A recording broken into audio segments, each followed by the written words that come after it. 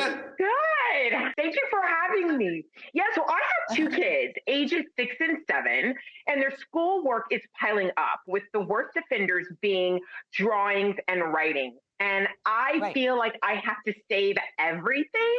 Can you advise me on what I should save versus what I should Sure. get rid of? Okay, here's the deal. You want to keep their stuff because you want to preserve great memories for you and the kids from the stuff they've kept. But here's the thing. You have to teach your kids good techniques about the things they own and what's important. So I want to teach you what I call the 1, 2, 3 method, about teaching your kids that they can keep the memory but let go of the object. Okay, so listen up. I want to show you how to keep one object a week, one item a week, 2 a month, and 3 a semester, which might not sound like a lot, but it means that at the end of their elementary school time, you will have most mementos and things to share with grandparents and family. Here's how it works, the 1, 2, 3 method.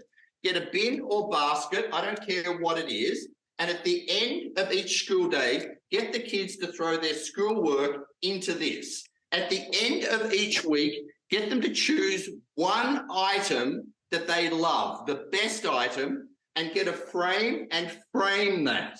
Okay, this then should be in a place of importance in the house that they have pride in. Okay, 1 per week. The rest, take photographs of or just let go of all of the other items that they don't think are fantastic, that you all agree on can let go of, but they know that you still have those digitally.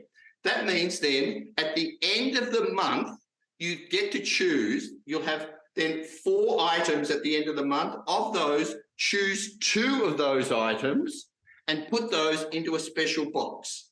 Then at the end of the semester, pull those out, and then at the end of the semester, you'll have 8 items and choose 3. Now, whenever you let go of things, you're going to take photographs of the best of the best. So then at the end of the school year, you and the kids are going to sit down. You're going to have the best of the best in a school box. At the end of the semester, you'll have those 8.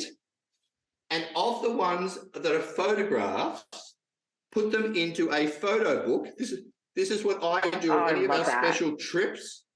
And then then on the photographs in the book, get them to write what they are. This is grandma going on a walk, and then send these booklets to grandparents, family, friends, or whatever as holiday books.